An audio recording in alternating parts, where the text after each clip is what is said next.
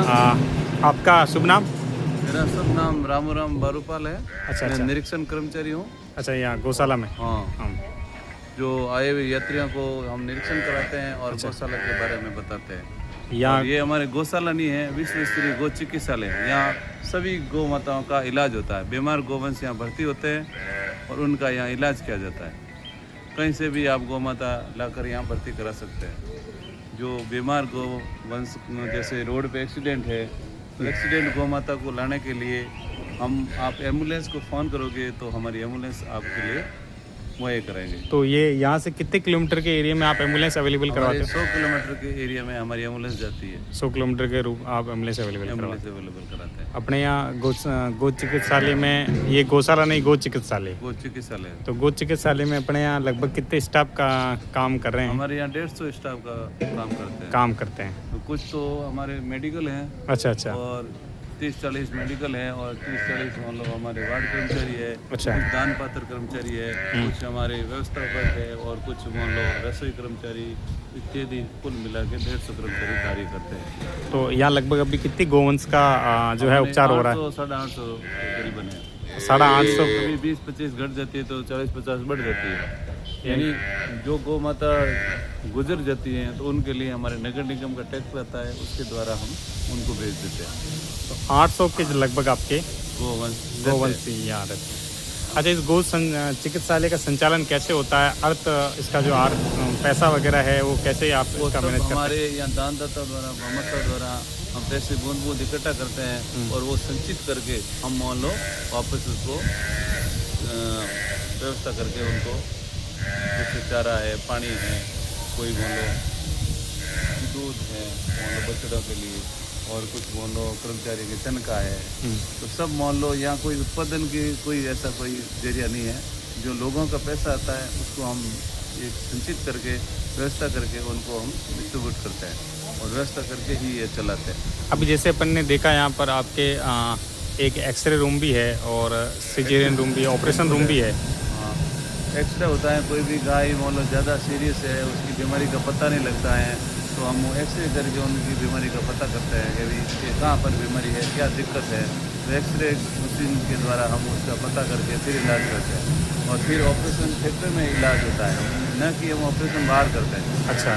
मान लो जैसे इंसान का इलाज होता है, इसी तरह हम मान लो पशुओं का भी हम मान लो ऑपरेशन थिएटर के अंदर इलाज करते हैं। तो हमारे यहाँ पूरी व्यवस्था आपने देखा ही होगा। यहाँ नेट एंड क्लीन है, कहीं भी साफ सफाई के तौर पे देखो, कहीं व्यवस्था के तौर पे देखो, आपको हर चीज़ आपको साफ़ सुथरी मिलेगी।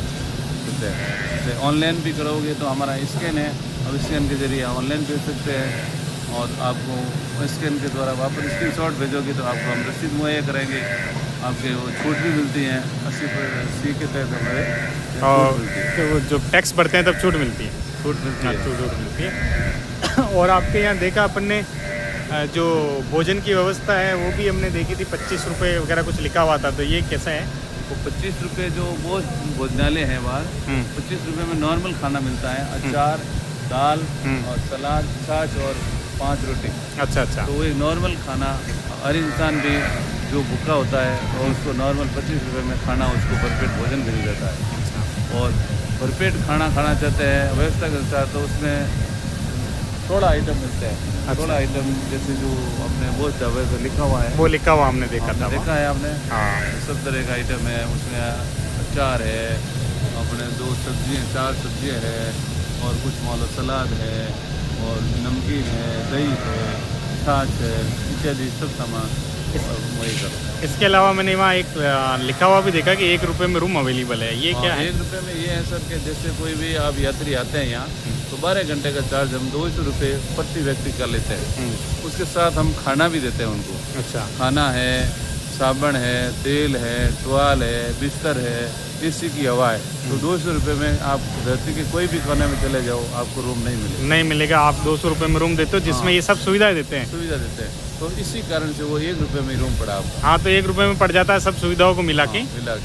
सब सुविधाओं को मिला के। यानी हम खाने का 80 रुपये लगाते हैं, बाकी की जैसे पानी की बोतल है और टुवाल है, साबुन है, उनका अलग अलग चार्ज जोड़ के आप मान लो कुल मिला के आपको 1 रुपये में वो रूम पड़ जाता है। अच्छा, और जैसे यहाँ आने वाले मेहमानों के लिए हमने देखा यहाँ चाय वगैरह फ्री रखी है। वो सेवा है, जैसे कोई भी बाहर का व्यक्ति आए तो मेहमान रूपी होता है हमारे। अच्छा। हम अतिथि देवो भव, ये एक मान लो अपने संस्कृत में है, तो हम मान लो मेहमान को भगवान का रूप मानते हैं। जो यहाँ मेहमान आता है तो उसका हम सत्कार करते हैं। अच्छा। आदर सत्कार के लिए हम व्यवस्था करा के रखते हैं। जो दूध बाहर से आता है, 1 भी लीटर दूध यहाँ नहीं होता है, अच्छा, सारा दूध बाहर से आता है। दूध बाहर से आता है। और हम चाय पानी की व्यवस्था करते हैं। 24 ही घंटे चाय की व्यवस्था चलती है। जो यहाँ से ट्रकें निकलती है तो ट्रकों को रात को कहीं भी व्यवस्था नहीं मिलती है। कोई भी यहाँ सोने की व्यवस्था है, बाहर सो सकते हैं, तो उनको हम बिस्तर मुआई भी कराते हैं, तो वो सो सकते हैं आराम से। पंखा कूलर सब व्यवस्था रहती है हमारे यहाँ। और कुशाल गिरी जी महाराज के निर्देशन में संचालन होता है इसका। हाँ, हमारे इनसे बड़ी है वो नागौर है गौशाला, और वो अपने 2008 से शुरू है और ये 2015 से है, यानी 17-18 साल से ये गौशाला चल रही है। तो यानी मान लो ये 10 साल हो गए और वो 18 साल से गौशाला चल रही है। तो ये उसी की ब्रांच है। ब्रांच है। अच्छा, बॉस यहाँ आते हैं। हाँ, कभी कभी आ जाते हैं, मान लो महीने में आए, 10 दिन में, 15 दिन में, 7 दिन में, जब भी उनका प्रोग्राम होता है तो यहाँ आकर उनका भ्रमण करके निरीक्षण करते हैं, उनको निर्देश देते हैं। और हम वहाँ से भी नियम जो लिखते हैं तो नियम वो फॉलो करते हैं, उनके अनुसार हम ये गौशाला चलाते हैं। दूसरा ये अलग अलग कमेटी बनी होती है। अच्छा, कमेटी बनी हुई है। हाँ, जो उनमें देखो अलग अलग कार्य दे रखा है, जो एक्स्ट्रा कार्य करते हैं, जो दूसरे में कोई भी काम करते हैं, एक्स्ट्रा कार्य, कमटे का कार्य है, कोई भी दूसरा कहीं सामान रखा हुआ है वो लगाना है, पर्दे लगाना है, उनका कार्य अलग होता है। और कोई हम निरीक्षण का कार्य होता है, तो हमारे जो निरीक्षण की जो टीम बनी हुई है उसके द्वारा हम निरीक्षण कराते हैं और यात्रियों को इनके गौशाला के बारे में बताते हैं। और मेडिकल का है तो मेडिकल के लोग कार्य करते हैं, टोटिस का कार्य है वो अलग करते हैं। और रसोई में भी जो आदमी हमारे 5-6 आदमी लगे हुए हैं स्टाफ, वो खाना बनाने का कार्य उनका रहता है। जो हमारे स्टाफ को खाना देते हैं उनको, उनका कार्य सिर्फ खाना बनाना और बर्तन को साफ़ सफाई करना और उसको सब्जी काटना, रोटी बनाना, वो कार्य करता है उनका। रसोई का जो भी कार्य है। ये गौशाला क्या नाम है इस गौशाला का, इस चिकित्सालय का क्या नाम है? गौशाला का विश्व स्तरीय गौ चिकित्सालय रलावास जोधपुर है, जो नागौर की ब्रांच है।